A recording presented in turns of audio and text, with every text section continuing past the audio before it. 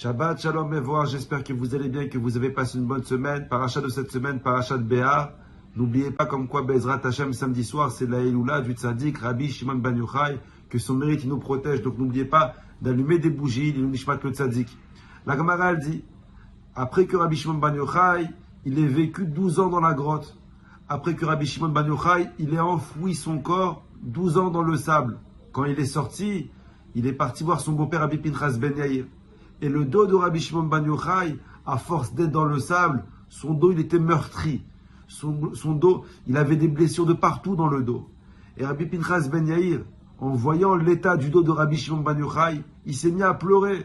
Et Rabbi Pinchas Ben Yair, le beau-père de Rabbi Shimon, il dit à son beau-fils, « Oh Eli, Sheraeti Bekar, malheur à moi que je t'ai vu dans cet état. » Et Rabbi Shimon Ben Yochai, il lui répond, « Rabbi, Ashrecha, heureux ton sort de m'avoir vu dans cet état. » Et la Gemara, elle dit, avant que Rabbi Shimon Ben Yochai il rentre dans la grotte, il avait toujours des questions dans la Torah. Il posait ces questions à son beau-père Rabbi Pinchas Ben Yair. Et Rabbi Pinchas Ben Yair, il lui donnait 12 réponses. Après avoir passé 12 ans dans la grotte, Rabbi Shimon Ben Yochai, il avait plus de questions sur la Torah. C'est Rabbi Pinchas Ben Yair qui avait des questions. Et Rabbi Pinchas Ben Yair, il posait ces questions à Rabbi Shimon. Et Rabbi Shimon, il lui donnait 24 réponses. Imaginez-vous la Kedusha, la Chochma que Rabbi Shimon Ben Yochai, il a acquéri dans la grotte. Et la question que je me suis posée, que tout le monde pose, comment Rabbi Shimon Ben Yochai il peut dire sur l'état dans lequel il était, Ashrecha, heureux ton sort que tu m'as vu dans cet état. Vous savez, dans la chanson qu'on chante, Bar Yochai, c'est un tzaddik qui s'appelle Rabbi Shimon Lavi qui a écrit cette chanson, et il dit, Moshav Tov Yashavta, combien c'était bien, combien ton état il était bien dans la grotte. Et tout le monde pose la question, mais comment tu peux dire comme quoi son état dans la grotte il était bien? Comment Rabbi Shimon Ben Yochai il peut dire sur lui, heureux ton sort, Rabbi Pinchas, que tu m'as vu dans cet état-là? Mais il a souffert dans la grotte. Comment une personne dans sa souffrance, il peut dire heureux mon sort alors qu'il est en train de souffrir? Écoutez la réponse, comment elle est belle. Rabbi Shimon Ben Yochai, il a passé 12 années dans la grotte, c'est vrai. 12 années de souffrance, 12 années où il a enfoui son corps dans le sable, 12 années où il a été séparé de sa femme et de ses enfants, à part de Rabbi Elazar, mais 12 années où il a été séparé de sa famille, 12 années où il a été séparé de la yeshiva, 12 années où il a été séparé de ses rabbanim.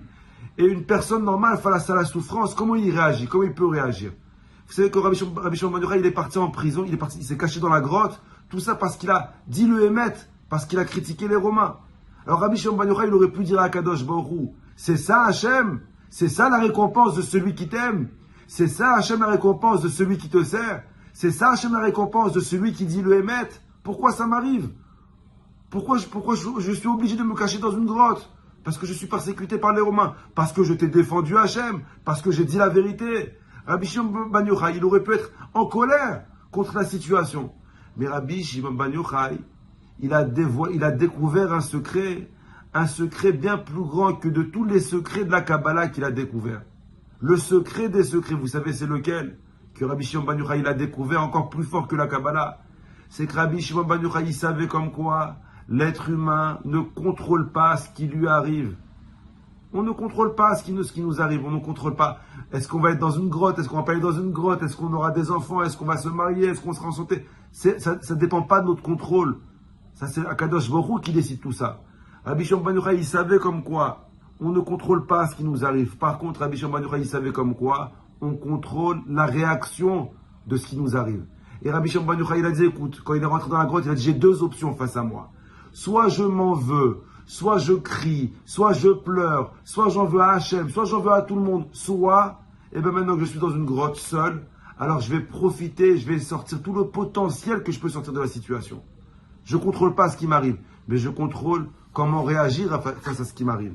Et Rabbi Shimon Ben Yochai nous enseigne que si une porte, elle se ferme, alors oui, on n'aime pas quand les portes, elles se ferment devant nous.